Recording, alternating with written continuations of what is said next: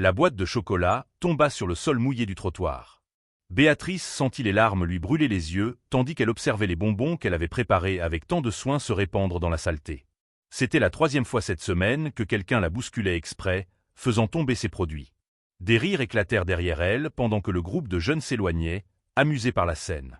Elle avait 24 ans, mais portait sur les épaules le poids d'une vie entière. Ses mains tremblaient en ramassant les chocolats abîmés, chacun représentant des heures de travail et d'espoir détruites en quelques secondes. Son salaire d'employé de maison suffisait à peine à payer le loyer du petit appartement où elle vivait avec sa mère et son jeune frère. Après avoir nettoyé les maisons des autres de 7 heures du matin à 6 heures du soir, elle devait encore essayer de vendre ses chocolats dans la rue. La recette venait de sa grand-mère, le seul héritage qu'elle possédait en dehors des souvenirs. Chaque bonbon portait le parfum de cannelle et de vanille qui embaumait la cuisine de la maison où elle avait grandi, avant que tout ne s'écroule. Son père avait perdu son emploi 2 ans plus tôt, et la honte l'avait tellement rongé qu'un matin il avait simplement disparu, ne laissant qu'une lettre de pardon. Sa mère, Donna Elena, avait développé une maladie chronique nécessitant des médicaments coûteux. Son frère, Daniel, n'avait que 15 ans et rêvait de poursuivre ses études, mais Béatrice savait que bientôt, lui aussi devrait travailler. Elle se releva du trottoir, les genoux endoloris et la dignité blessée. Il était presque 9 heures du soir et la rue commerçante se vidait. Durant les 3 dernières heures, elle avait abordé des dizaines de personnes. Toutes avaient refusé, certaines poliment, d'autres avec mépris.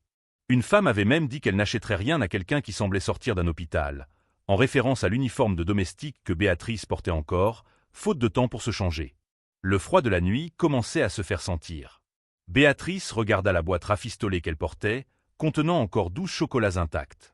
Elle devait en vendre au moins la moitié pour acheter les ingrédients du lendemain. L'argent qu'elle gardait sous le matelas s'épuisait, et le loyer devait être payé dans 1 semaine. Elle prit une profonde inspiration et se plaça devant une boutique de vêtements de luxe, où des gens bien habillés entraient et sortaient, les bras chargés de sacs colorés. Un couple passa sans même la regarder. Un homme en costume changea de direction en la voyant s'approcher. Une dame serra son sac contre elle, comme si Béatrice allait le lui voler. L'invisibilité faisait plus mal que n'importe quelle insulte directe. C'était comme si elle n'existait pas, comme si sa simple présence dérangeait. Elle s'adossa au mur froid de l'immeuble, sentant la fatigue envahir chacun de ses muscles. Ses pieds pulsaient dans ses chaussures usées. Son dos la brûlait après une journée entière à frotter des sols et à porter des seaux. Mais elle ne pouvait pas abandonner. À la maison, sa mère attendait l'argent pour acheter les médicaments, et Daniel avait besoin de cahiers neufs pour l'école. C'est alors qu'une voiture noire s'arrêta juste devant elle. Le véhicule était imposant, du genre qu'elle ne voyait que dans les films. Les vitres étaient teintées, rendant impossible de voir qui se trouvait à l'intérieur. Béatrice sentit son cœur s'accélérer. Avait-elle fait quelque chose de mal en restant là? Était-ce le propriétaire de la boutique qui voulait la faire partir? La vitre du conducteur descendit lentement, révélant un homme d'environ 40 ans, aux tempes grisonnantes et aux yeux chargés d'histoire. Il l'observa longuement, faisant naître en elle un sentiment d'exposition et de vulnérabilité. Puis, à sa grande surprise, il désigna la boîte qu'elle tenait. « Qu'est-ce que vous vendez » demanda-t-il d'une voix grave mais non menaçante. Béatrice hésita, habituée au refus. « Ce sont des chocolats artisanaux, monsieur. C'est moi qui les fais, avec une recette de famille. Combien ça coûte » 5 l'unité, répondit-elle à voix basse, murmurant presque un prix qu'elle savait déjà trop bas, mais c'était tout ce qu'elle pouvait se permettre de demander. L'homme hocha lentement la tête, ses yeux toujours fixés sur elle d'une manière que Béatrice ne parvenait pas à interpréter. Ce n'était ni du mépris, ni de la pitié. C'était autre chose, comme s'il cherchait à comprendre quelque chose au-delà de cette boîte de chocolat. « Vendez-les-moi tous, dit-il enfin. Béatrice cligna des yeux, confuse. « Comment ? Tous les chocolats que vous avez là. Combien cela fait-il » Elle regarda la boîte, encore en train de comprendre ses mots. « Il y en a 12. 60 au total. » L'homme sortit son portefeuille et lui tendit un billet de 100, « Gardez la monnaie. » Avant qu'elle puisse le remercier ou même comprendre ce qui se passait, il ajouta quelque chose qui allait changer sa vie à jamais. « Demain, je veux que vous alliez à cette adresse. » Et il lui tendit une carte de visite dorée aux lettres élégantes. Béatrice regarda la carte, lut le nom imprimé dessus et sentit le monde vaciller. C'était l'adresse d'une des pâtisseries les plus célèbres et les plus chères de la ville, un endroit où elle n'aurait jamais osé entrer, même comme cliente. Et si cette histoire vous plaît, n'oubliez pas de vous abonner à la chaîne et d'aimer la vidéo. Vous ne croirez pas ce qui s'est passé ensuite. L'homme prit la boîte de chocolat, la posa sur le siège passager et s'éloigna, laissant Béatrice seule sur le trottoir, tenant un billet de 100 et une carte qui promettait l'impossible. Elle ne le savait pas encore, mais cette rencontre n'était que le début d'une transformation qui la mènerait vers des lieux qu'elle n'aurait jamais imaginé atteindre. Béatrice dormit à peine cette nuit-là. La carte de visite resta posée sur la petite table à côté du lit, éclairée par la faible lumière de la lune filtrant à travers la fenêtre. « Confettaria impérial », disait-elle en lettres dorées. En dessous, un nom, Ricardo Almeida, propriétaire. Elle ne connaissait cet endroit que de vue, en passant rapidement devant, n'osant jamais s'attarder sur les vitrines éblouissantes pleines de douceur coûtant plus cher que son salaire hebdomadaire. Au matin, après avoir préparé le médicament de sa mère et laissé le café prêt pour Daniel, elle prit le bus en direction de l'adresse indiquée. Elle enfila ses plus beaux vêtements, une simple blouse blanche et un pantalon noir qu'elle portait pour les entretiens d'embauche. Même ainsi, elle se sentait déplacée. Le bâtiment où se trouvait la pâtisserie était imposant, tout de verre et de marbre, situé dans le quartier le plus chic de la ville. En entrant, l'arôme de chocolat belge et de café gourmet l'enveloppa. L'endroit était une véritable œuvre d'art. Des lustres de cristal pendaient du plafond haut, des comptoirs de verre exposaient des créations qui ressemblaient à des bijoux comestibles, et des employés en uniforme impeccable servaient des clients appartenant visiblement à un autre monde. Béatrice sentit tous les regards se tourner vers elle. Le silence qui suivit fut embarrassant. Une femme d'environ 50 ans, les cheveux tirés en un chignon parfait et l'expression sévère, s'approcha d'un pas mesuré. Son badge l'identifiait comme Valentina Costa, gérante générale. Son regard balaya Béatrice de la tête aux pieds avec un dédain à peine voilé. « Puis-je vous aider ?» demanda Valentina d'un ton laissant entendre que la réponse attendue était non. Béatrice montra la carte. « Monsieur Ricardo Almeida m'a demandé de venir ici aujourd'hui. » L'expression de Valentina changea légèrement, un mélange de surprise et de ce qui ressemblait à de l'agacement. Elle prit la carte, l'examina comme si elle cherchait une falsification, puis soupira profondément. « Attendez ici », ordonna-t-elle, en désignant un banc près de l'entrée. Les minutes s'étirèrent. Béatrice observait les clients aller et venir, chacun portant des boîtes raffinées décorées de rubans. Une fillette d'environ 10 ans pointa du doigt un gâteau dans la vitrine qui coûtait plus cher que le loyer de Béatrice. Sa mère l'acheta sans même demander le prix. C'était un autre univers, aussi éloigné de la réalité de Béatrice que la lune. Enfin, Valentina revint, suivie de Ricardo.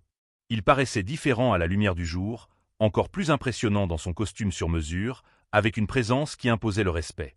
Mais il y avait de la bienveillance dans ses yeux lorsqu'il la regarda. « Venez avec moi », dit-il, ignorant le regard désapprobateur de Valentina. Ils traversèrent la boutique et passèrent une porte menant aux coulisses de la pâtisserie. La cuisine était immense, tout en acier inoxydable, équipée d'appareils que Béatrice n'avait jamais vus de sa vie. 5 pâtissiers travaillaient sur différentes stations, chacun avec des gestes précis et calculés. Tous s'arrêtèrent en voyant Ricardo entrer avec elle. « Mesdames et messieurs, voici Béatrice », annonça Ricardo. « Hier soir, j'ai goûté à ces chocolats. Et j'ai retrouvé quelque chose que j'avais perdu depuis longtemps. » Les pâtissiers échangèrent des regards perplexes. L'un d'eux, un homme grand, à la fine moustache et à l'air prétentieux, croisa les bras. Son badge indiquait chef Fernando Ribeiro. « Avec tout le respect que je vous dois, monsieur Ricardo », commença Fernando avec un sourire condescendant, « nous sommes des professionnels ayant des années de formation à Paris, Bruxelles et Zurich. Qu'est-ce que cette jeune femme pourrait bien nous apprendre ?» Béatrice sentit le sang lui monter au visage. Elle voulait disparaître, retourner à cette invisibilité qui faisait moins mal que cette humiliation publique. Ricardo ignora la remarque. « Béatrice, je veux que vous prépariez vos chocolats ici, maintenant, devant eux. » Elle cligna des yeux, confuse. « Mais je n'ai pas les ingrédients, et cet endroit est. »« Vous avez tout ce qu'il faut ici, » l'interrompit-il. « Utilisez ce que vous voulez. » Fernando laissa échapper un petit rire. « Ça va être intéressant. Voyons ce qu'elle peut faire avec de vrais ingrédients, puisqu'elle doit être habituée à des produits de bas étage. » La colère monta dans la poitrine de Béatrice. Pas à cause de l'insulte, mais de l'injustice. Ces hommes avec leurs diplômes et leurs expériences internationales ne savaient rien de ce que c'était que de faire du chocolat quand on n'avait rien. Ils ne savaient pas ce que c'était qu'improviser, remplacer des ingrédients coûteux par des alternatives créatives, mettre de l'amour dans chaque geste parce que ce n'était pas seulement un travail. C'était une question de survie. Elle s'approcha du plan de travail, les jambes tremblantes mais le regard déterminé. Elle demanda du chocolat noir, du lait frais, des bâtons de cannelle, de l'extrait de vanille et du miel. Des ingrédients simples, mais de bien meilleure qualité que ceux qu'elle utilisait chez elle. Elle se mit à l'ouvrage en silence, consciente de tous les regards posés sur elle. Ses mains bougeaient avec la mémoire du corps, répétant les gestes que sa grand-mère lui avait appris quand elle n'avait que 7 ans. Elle fit fondre le chocolat au bain-marie, ajouta le lait chauffé avec la cannelle, une pincée de sel pour rehausser le goût, la vanille au moment exact et le miel à la fin. Chaque étape était réalisée avec soin, avec attention, avec ce quelque chose que ses chefs avaient oublié dans leur technique parfaite. Fernando observait, les bras toujours croisés, l'air visiblement ennuyé. « Technique de base », murmura-t-il à un autre pâtissier. « Rien qu'un enfant ne puisse faire. » Mais lorsque Béatrice commença à façonner les chocolats à la main, quelque chose changea dans l'air. Elle n'utilisa ni moules sophistiqués ni outils spéciaux. Juste ses mains, créant de petites sphères imparfaites, chacune unique. Et pendant qu'elle travaillait, elle pensait à sa mère, à la maison, espérant que les choses s'améliorent. À son frère, qui méritait un meilleur avenir. À son père, qui avait abandonné quand il aurait dû se battre. 20 minutes plus tard, elle déposa 12 chocolats sur un plateau. Ils n'étaient pas parfaits comme ceux des vitrines à l'avant. Ils n'avaient ni décorations élaborées, ni formes géométriques impressionnantes. Mais quand Ricardo en prit un et le goûta, ses yeux se fermèrent. Un silence lourd s'abattit sur la cuisine. Ricardo mâchait lentement, savourant. Lorsqu'il rouvrit les yeux, il y avait dedans quelque chose que Béatrice ne savait pas nommer. De la nostalgie, peut-être. Ou la reconnaissance de quelque chose de longtemps perdu. « Goûtez », ordonna-t-il au pâtissier. Fernando prit un chocolat à contre-cœur, comme s'il faisait une faveur. Il le mit en bouche avec une expression de supériorité prête. Mais alors, quelque chose se produisit. Son expression changea. Le sourcil levé retomba. Le sourire arrogant disparut. Il mâcha lentement, de plus en plus lentement, et pour la première fois depuis que Béatrice était entrée, il resta silencieux. Les autres pâtissiers goûtèrent à leur tour, et la même transformation se produisit sur chaque visage. Ce n'était pas seulement une question de goût. C'était un souvenir. C'était une émotion. C'était quelque chose que leurs techniques impeccables et leurs ingrédients hors de prix ne pouvaient pas créer. Ricardo regarda Béatrice avec intensité. « Savez-vous ce qu'il y a de spécial là-dedans » Elle hésita, puis répondit avec sincérité. « J'ai besoin que ça marche. Ce n'est pas juste du chocolat. C'est la différence entre ma famille qui mange ou pas, entre payer le loyer ou pas. Chacun de ces bonbons porte cela. » Fernando était toujours silencieux, pensif. Valentina, qui était entrée discrètement dans la cuisine, observait la scène avec une expression mêlant surprise et quelque chose qui ressemblait à une menace. Ricardo brisa le silence qui s'était installé dans la cuisine. « Je veux créer une nouvelle ligne de produits », annonça-t-il, les yeux toujours fixés sur Béatrice. « Quelque chose d'authentique, qui fasse ressentir aux gens de vraies émotions. Et vous allez m'aider à le faire. » Le cœur de Béatrice s'emballa. « Moi ? Mais monsieur, je n'ai même pas terminé le lycée. Je n'ai aucune formation, je ne connais rien aux affaires ou… » Justement, l'interrompit-il avec un demi-sourire. « Vous savez quelque chose qu'ils ont oublié. Et cela ne s'apprend dans aucune école. » Fernando retrouva enfin sa voix, bien qu'elle soit plus basse qu'auparavant. « Monsieur Ricardo, avec tout le respect que je vous dois, une nouvelle ligne exige un investissement, une stratégie de marché, un positionnement de marque. Nous ne pouvons pas simplement… » « Je sais exactement ce que cela exige, » coupa Ricardo d'une voix ferme, ne tolérant aucune contestation. « Et je sais aussi que nos produits perdent leur âme. Trop parfait, trop froid. Les chiffres de vente ne mentent pas, Fernando. Nous stagnons depuis 2 ans. » Le silence qui suivit fut révélateur. Valentina ajusta ses lunettes, visiblement mal à l'aise. Les autres pâtissiers échangèrent des regards nerveux. Béatrice comprit qu'elle venait de découvrir quelque chose qu'elle n'aurait pas dû savoir. La confeitaria impériale, malgré toute sa pompe et son luxe, était en déclin. Ricardo se tourna vers elle. « Vous allez travailler ici. Je vous paierai 15 de l'heure, 6 heures par jour. Vous allez m'enseigner vos recettes, et ensemble nous allons créer quelque chose de nouveau. » Béatrice fit rapidement le calcul dans sa tête. C'était 4 fois plus que ce qu'elle gagnait comme employée de maison, pour 2 fois moins d'heures. Cela suffirait pour les médicaments de sa mère, pour que Daniel poursuive ses études, pour enfin respirer. Mais quelque chose dans le regard de Valentina la mit en alerte. Ce ne serait pas simple. « J'accepte, » dit-elle, surprise par la fermeté de sa propre voix. Les semaines suivantes, Béatrice vécut entre 2 mondes. Le matin, elle travaillait encore comme domestique chez Madame Martins, car elle ne pouvait pas se permettre de perdre son revenu avant d'être sûre que cette opportunité était réelle. L'après-midi, elle se rendait à la confeitaria impériale, où elle passait 6 heures à créer, tester et enseigner ses techniques simples mais efficaces. Fernando gardait une distance glaciale, ne répondant que lorsque c'était nécessaire. Les autres pâtissiers étaient polis, Mais Béatrice sentait la barrière invisible qui la séparait d'eux. Elle n'appartenait pas à cet endroit.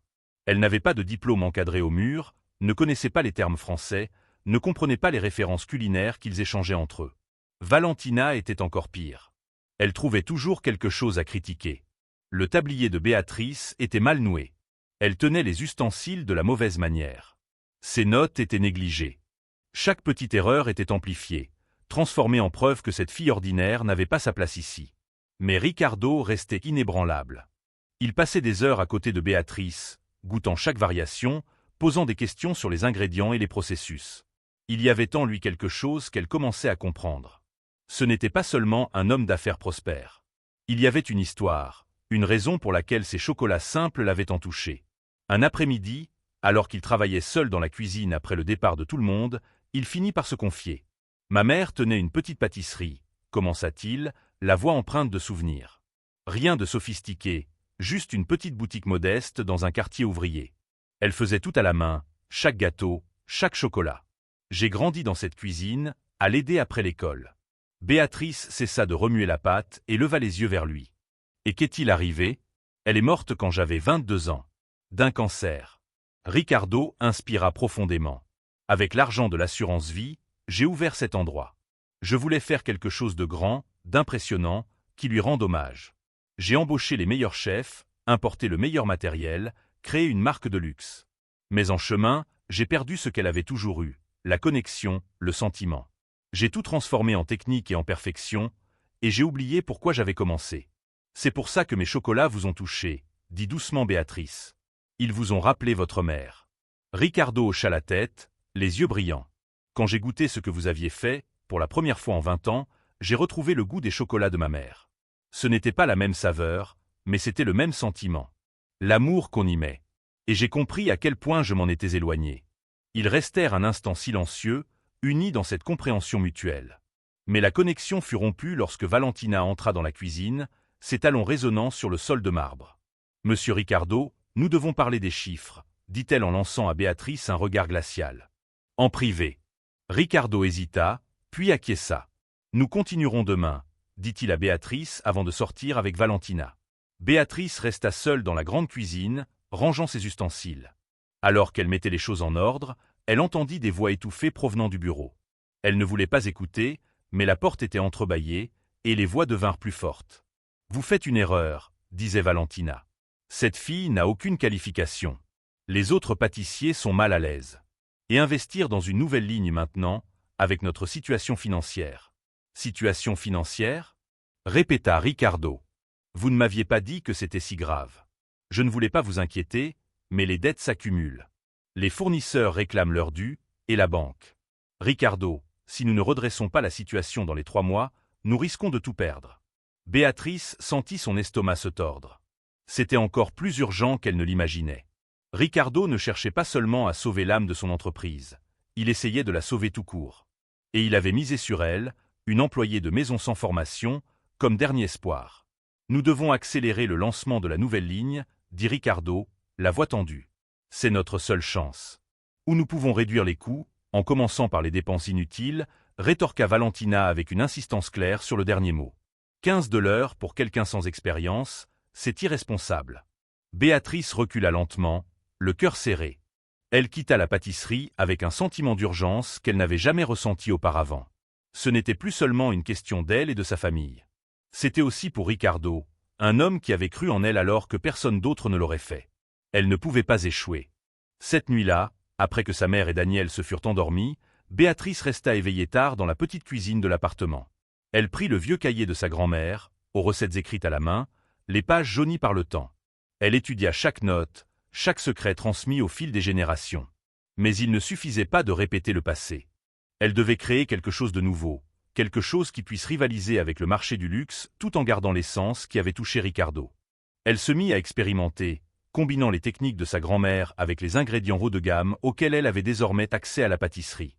Elle travaillait en silence, testant les proportions, notant chaque modification.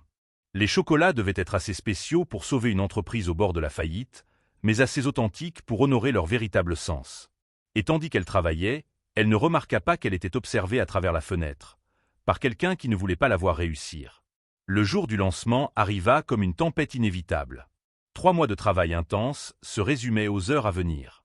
La Confétaria impériale avait organisé un événement spécial, invitant des critiques gastronomiques, des influenceurs et des clients importants.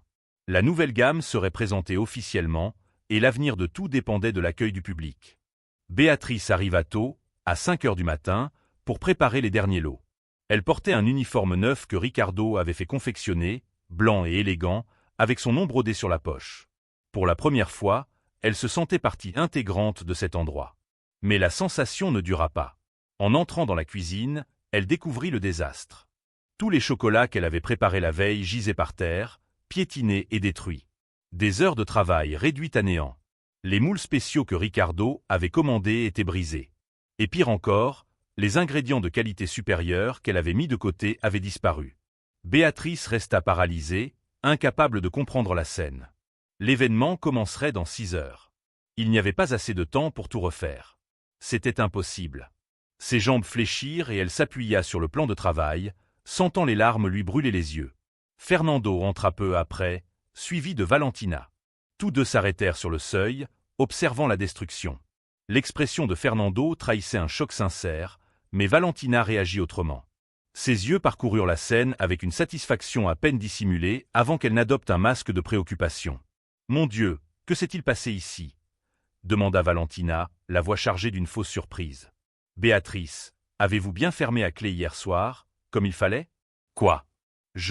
Oui, j'ai fermé, » balbutia Béatrice. « Quelqu'un a fait ça exprès. » Valentina poussa un profond soupir. « Monsieur Ricardo va être dévasté. Peut-être vaut-il mieux annuler l'événement. Nous ne pouvons pas présenter une gamme qui n'existe plus. » Non, pensa Béatrice. Pas après tout ça. Ricardo avait misé sur elle, investi de l'argent qu'il n'avait pas, placé son dernier espoir dans ce projet. Elle ne pouvait pas le laisser tout perdre à cause d'un sabotage. « Il nous reste 6 heures, » dit Béatrice, la voix tremblante mais résolue. « Je peux recommencer. » Valentina leva un sourcil. Sans les ingrédients de qualité? Sans les moules spéciaux? Béatrice, soyons réalistes. Il vaut mieux admettre la défaite maintenant que de se ridiculiser devant toute la presse. C'est alors que Fernando fit quelque chose d'inattendu. « Je vais aider, » dit-il en retirant sa veste. « Et j'ai des ingrédients de réserve dans mon armoire. Ce ne sont pas exactement les mêmes, mais on peut improviser. » Béatrice le regarda, surprise. « Mais vous, je sais ce que j'ai été, » l'interrompit Fernando, évitant son regard. « Arrogant, cruel. Mais j'ai goûté vos chocolats, Béatrice. Et ils m'ont rappelé pourquoi j'ai choisi ce métier. Ce n'était pas pour impressionner les critiques ou gagner des prix. C'était parce que ma grand-mère faisait des gâteaux et me laissait lécher le saladier. Aussi simple que ça. » Valentina ouvrit la bouche pour protester, mais Ricardo entra à ce moment-là. Il observa la destruction, puis regarda Béatrice, ensuite Valentina. Son visage pâlit. « Que s'est-il passé ?» demanda-t-il d'une voix trop calme, le genre de calme qui précède l'explosion. « Je ne sais pas, monsieur Ricardo, » commença Valentina. « Quand je suis arrivé, c'était déjà ainsi. Je crains qu'il ne soit préférable de reporter. Nous avons des caméras de sécurité, » l'interrompit Ricardo, les yeux fixés sur elle. « Je les ai installées le mois dernier, après le problème de stock. Nous allons voir exactement ce qui s'est passé. » Le silence qui suivit fut total. Valentina pâlit visiblement, sa parfaite maîtrise se fissurant comme de la porcelaine fine. « Monsieur Ricardo, je peux expliquer. »« Vous » dit-il en s'avançant d'un pas, la voix basse et dangereuse. « C'est vous qui avez fait ça ?» Valentina tenta de reprendre contenance. « Je protégeais l'entreprise. Cette fille n'a aucune qualification, vous misez tout sur une fantaisie sentimentale. Quelqu'un devait faire preuve de bon sens et... »« Vous avez saboté notre travail, » l'interrompit Ricardo, chaque mot martelé avec colère contenue. « Vous avez détruit des biens de l'entreprise. Trahi ma confiance. Et vous osez encore dire que vous me protégiez ? J'ai travaillé ici pendant 15 ans, » répliqua Valentina, la voix montant. 15 ans à faire tourner cette maison pendant que vous poursuiviez vos émotions. Cette confiserie a besoin de professionnalisme, pas de contes de fées sur l'amour et les chocolats magiques. » Ricardo inspira profondément, tentant de se maîtriser. « Vous êtes renvoyé. Rassemblez vos affaires et partez. Mon avocat vous contactera au sujet des conséquences légales. » Valentina ouvrit la bouche, la referma, puis se retourna et sortit, ses talons résonnant de plus en plus loin jusqu'au claquement d'une porte. Ricardo se tourna vers Béatrice, la colère laissant place à la préoccupation. Pouvons-nous tout refaire à temps? Béatrice regarda Fernando, déjà occupé à rassembler les ingrédients. Oui, répondit-elle. Mais ce ne sera pas aussi parfait que prévu. Ce sera différent. Mieux, corrigea Ricardo. Ce sera mieux, parce que ce sera vrai. Les 6 heures suivantes furent les plus intenses de la vie de Béatrice. Elle et Fernando travaillèrent côte à côte, leurs différends oubliés dans l'urgence du moment. Les autres pâtissiers se joignirent à eux à leur arrivée, surpris par la situation mais prêts à aider. La cuisine se transforma en une symphonie chaotique de mouvements et de concentration. Béatrice dut adapter les recettes aux ingrédients disponibles. Elle ne pouvait pas utiliser les moules spéciaux brisés, alors elle revint à l'essentiel, moulant chaque chocolat à la main. Ils étaient imparfaits, chacun légèrement différent, mais portaient en eux quelque chose qu'aucun moule industriel ne pouvait reproduire. La marque de la main humaine, le toucher personnel, l'authenticité. Lorsque le premier invité arriva à 11 heures, le dernier lot venait tout juste d'être terminé. Béatrice disposa les chocolats sur des plateaux simples, sans les emballages sophistiqués qu'ils avaient prévus. Ricardo regarda le résultat et sourit. C'est encore mieux que le plan original. L'événement commença. Les critiques et les influenceurs circulaient, goûtant, prenant des notes. Béatrice observait de loin, le cœur battant, les mains encore tremblantes d'épuisement. Une journaliste d'un grand magazine discutait avec Ricardo, goûtant un chocolat pendant qu'il racontait l'histoire. La journaliste ferma les yeux en dégustant, son expression changea.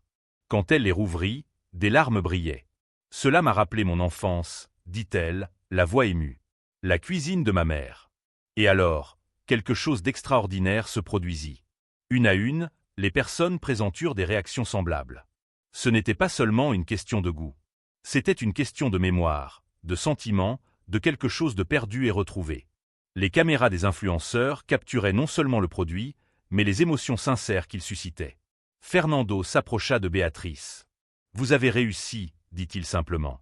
Et je suis désolé. Pour tout. » Béatrice hocha la tête, acceptant les excuses avec grâce. « Nous méritons tous une seconde chance, » répondit-elle. Ricardo l'appela, la présentant aux invités. « Voici Béatrice, » annonça-t-il avec fierté. « La créatrice de cette gamme. Et la raison pour laquelle cette confiserie va survivre. » 3 semaines après le lancement, Béatrice se réveilla dans un appartement différent. Ce n'était pas luxueux, mais il avait 3 chambres, de grandes fenêtres qui laissaient entrer le soleil et une cuisine spacieuse où elle pouvait travailler. Sa mère, Donna Elena, avait enfin pu recevoir le traitement adéquat et montrait déjà des signes d'amélioration. Daniel était inscrit dans une meilleure école, avec un nouvel uniforme et tout le matériel nécessaire. Mais ce qui faisait vraiment sourire Béatrice chaque matin, ce n'était pas seulement le changement matériel. C'était le fait qu'elle avait prouvé quelque chose à elle-même. Qu'elle valait plus que ce que le monde voulait lui faire croire. Que son invisibilité était un mensonge que les gens se racontaient, et non une vérité sur qui elle était. La nouvelle ligne de la confétaria impériale était devenue un phénomène inattendu.